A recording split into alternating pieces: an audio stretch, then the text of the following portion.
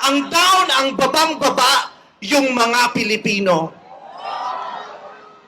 Kaya sa ngalan ng lahat ng mga kapwa ko artistang nasa entablado ngayon, pati na rin yung mga artistang nasa baba at nasa iba't ibang lugar na nakikisama sa amin, binabati po namin kayong lahat. Mabuhay kayo, mga kapwa namin Pilipinong nanakawan ng gobyerno. Mabuhay kayo.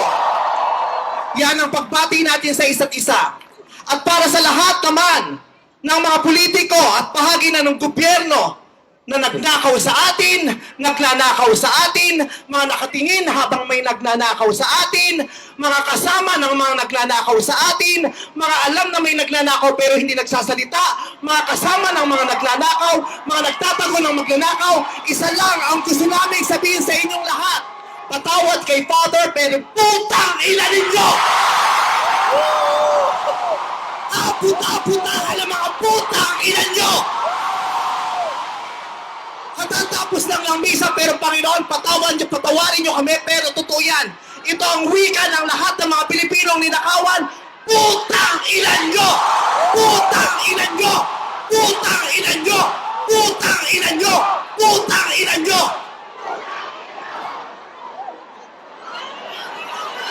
Putang ilan nyo!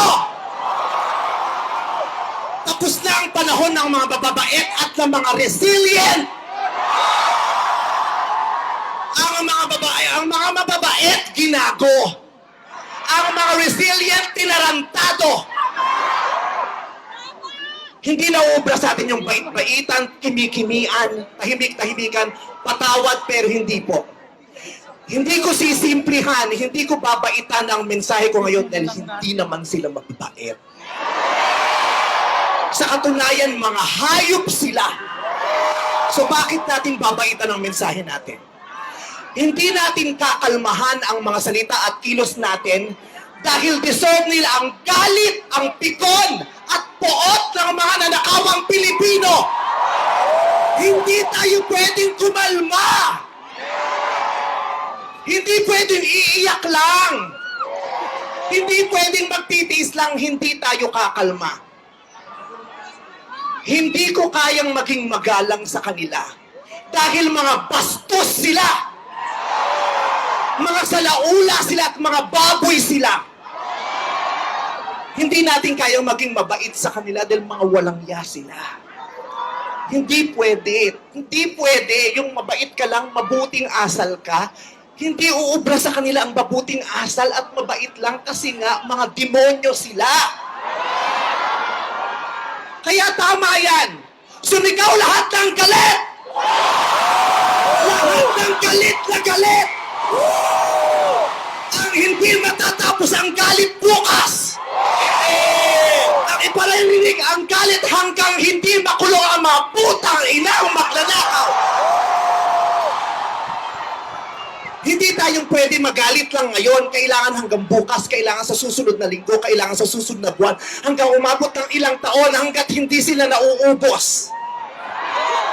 Walang mawawala sa atin kasi ubos na tayo. Kaya ang gagawin natin ngayon ay babawi na tayo. Ikulong ang mga magnanakaw. Para sa akin, hindi nga sapat ang kulong. Dapat patayin ang mga korap na magnanakaw. Ibalik ang death penalty para sa mga korap. Para patayin ang mga magnanakaw, ikulong pati pamilya nila. Dapat gumawa ng batas ang pamahalaan para ibalik ang death penalty. Pasensya na po, Father. Alam kong ayaw mo ng death penalty. Ipagdasal mo na lang ako. Ibalik ang death penalty para sa magnanakaw dahil ang magnanakaw ang corrupt na public official. Hindi ko natatawag na public official. Ang corrupt na politiko ay higit pa sa mamamatay tao. Ang corrupt na politician ay higit pa sa magnanakaw. Ang corrupt na politician, ang corruption ay higit pa sa terorismo. Ang mga terorista, namimili lamang ng lugar at panahon kung kailan aatake. Pero ang mga magnanakaw sa Pilipinas, walang pinipiling araw. Araw-araw nila tayong ninanakawan. At At ang inaatake ng mga terorista, yung mga iba ang pananampalataya, iba ang paniniwala, iba ang lahi. Pero ang mga korap, kapwa Pilipinong kalahi ang ninakawan. Kaya hindi tayo pwedeng sumuko lang ng ganito. Kaya hinahamon ka namin, Pangulong Bongbong Marcos, kung gusto mong magkaroon ng magandang legasiya, ang pangalan mo, ipakulong mo lahat ng magnanakaw. Nakatingin kami sa iyo, Pangulong Bongbong Marcos.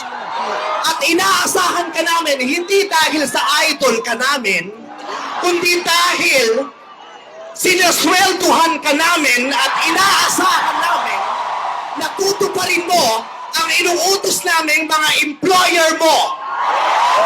Kami ang nagpapasahod sa inyo. Tapos na ang panahon na natatakot tayo sa gobyerno. Takutin natin ang gobyerno dahil ang kapangyarihan nasa sa atin, wala sa kanila. Nakatingin kami sa inyo. Ipakulong lahat ipakulong. Bawiin ang mga ari-arian. Bawiin ang mga ari-arian. Pati atay, i-donate, ibigay ang atay. Pati mata, i-donate, walang ititira kasi nga, hindi tayo pwedeng maawa dahil mga putang ina nila. Maraming salamat sa inyong lahat. Sasamahan namin kayo hanggang mamaya. Isa pa, putang ina nyo! Father, I Sobra na, tama na. Sobra na, tama na. Sobra na, tama na. Okay. Kulong na yan! Kulong na yan. Kulong na yan! Mga kurakot! Kulong na yan! Okay, sige po. Ramdam niyo po ba yung galit niya? Hindi halata. Pero alam niyo po ba sa ating simbahan may tinatawag na righteous indignation? Righteous dapat, righteous. Dapat nagagalit po Galit. tayo Pero- pero tinatranslate natin yung galit na yan sa isang matuwid